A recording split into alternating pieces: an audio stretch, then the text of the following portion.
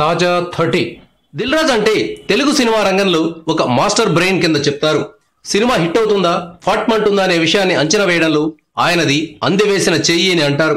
అంతేకాదు ఈయన మీడియాతో కూడా ఫ్రెండ్లీగానే ఉంటారని అంటారు. అలాంటిది దువ్వాడ జగన్నాథం విషయంలో మాత్రం దిల్ రాజు సోషల్ మీడియా మీద నిప్పులు జరుగుతున్నారు. డీజే సినిమా మీద యూట్యూబ్, ఫేస్బుక్, ట్విట్టర్లలో విపరీతంగా నెగిటివ్ ప్రచారం జరుగుతోంది. భారీ స్థాయిలో 80 కోట్ల రూపాయల బిజినెస్ జరిగిన ఈ సినిమాపై ఉద్దేశపూర్వకంగా పెద్ద ఎత్తున దుష్ప్రచారం జరుగుతోంది.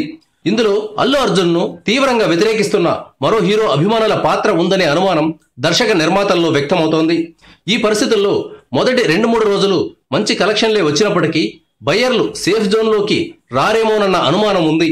ఈ నేపథ్యంలో డీజే మీద నెగిటివ్ ప్రచారం చేస్తున్న వారిపై చర్యలు తీసుకోవాలని దిల్ రాజు సైబర్ క్రైమ్ అధికారులకు కంప్లైంట్ చేశారు.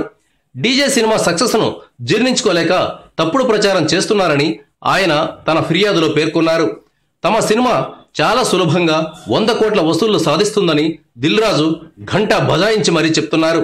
దిల్ రాజు కంప్లైంట్ మీద పోలీసులు ఏం చర్యలు తీసుకోగలరు అన్నది ప్రశ్న. ఎందుకంటే వ్యతిరేక ప్రచారాల మీద కేసులు పెట్టడం అంటే వందల వేల కేసులు పెట్టాల్సి వస్తుంది. పోలీసులు అన్ని పనులు మానుకుని ఈ పనులే చేయాల్సి ఉంటుంది. ఏ వ్యక్తి ప్రతిష్టకైనా తీవ్ర స్థాయిలో మచ్చ తెచ్చినప్పుడు మాత్రమే పోలీసులు కేసు పెట్టగలరు. గడిచిన 10 ఏళ్లుగా 2-3 సందర్భాల్లో మాత్రమే పోలీసులు సోషల్ మీడియాలో వచ్చిన దుష్ప్రచారాల మీద కేసులు పెట్టారు. సో దిల్ రాజు ప్రయత్నాలు ఫలించే అవకాశం లేదు. మీడియాలో ఎలాంటి ప్రచారం చేసినా సినిమాల సత్తా ఉంటే ఎవ్వడు ఏమీ పేగలేడు.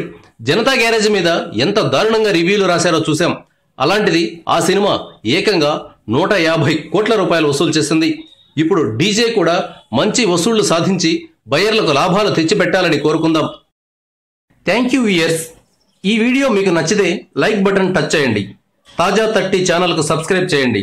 మీ మిత్రులకు షేర్ చేయండి.